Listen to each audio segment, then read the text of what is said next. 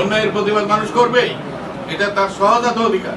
ছাত্রকল শুধু আরারে অনুপ্রাণিত নগরে বরং আরার আশেপাশের দেশ ভারত, পাকিস্তান, শ্রীলঙ্কা, মায়ানমার সহ বহুত দেশরে আলোকিত গুজ্জি বলে হইয়ে মুক্তিযোদ্ধা বিষয়ক উপদেষ্টা বীর প্রতীক ফারুকী আজম।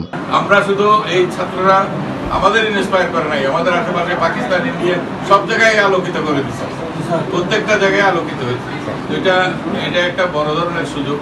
এটা হারাইলে 71 আমরা হারাইছি, এখনো হারাচ্ছি, এটা আর না আমরা হারাই। এবার আগেরটাতে ডকুমেন্ট করা যায় নাই, আগেরটা মোবাইল ফোন ছিল না, তথ্য প্রযুক্তি ছিল না, 71-কে ডকুমেন্টেড করা যায় নাই। এবার এটা জনজীবনে ডকুমেন্টেড, এখান থেকে কারণ স্বীকৃতি নেই। তিনি আগস্টর 19 তারিখ সোমবার ফজর 10 তারিখে তার নিজ গ্রাম হাটহাজারী উপজেলার ফরহাদাবাদ ইউনিয়নত গুল মোহাম্মদ চৌধুরী বাড়িত তার মা বাবার কবর জিয়ারত শেষে এইসব কথা হয়। একটা রুদ্র রোষ মানুষের, একটা অব্যবস্থার প্রতি মানুষের ঘৃণা, বিদ্বেষ, মানুষের রাগ, এটা চূড়ান্তভাবে বিস্ফোরিত হয়েছে।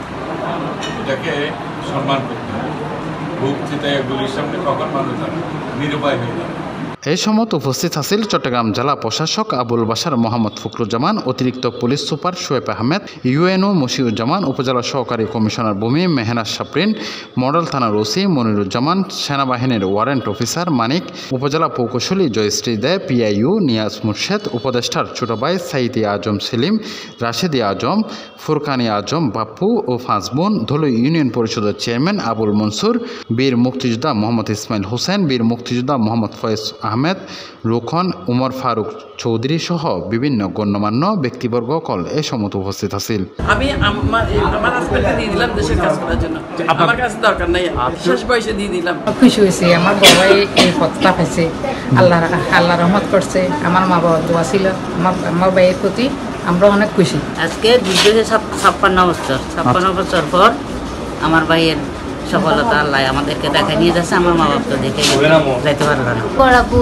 একটা দুদিন পরে আসছে, এটা আমরা অনেক খুশি। দুদিন পর যোগ্য একটা সম্মান পাইছে, তো আমরা অনেক খুশি, আমাদের ফ্যামিলির জন্য অনেক গর্বের ব্যাপার।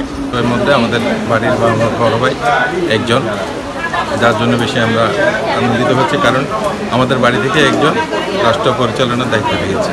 অথবা গভর্নমেন্ট যদি স্ট্রাকচার ইউজ করতে চায় তার কোনো পারপাসে, সেটাও ইউজ করতে। Shoebur Rahman, C+ TV, Chittagong.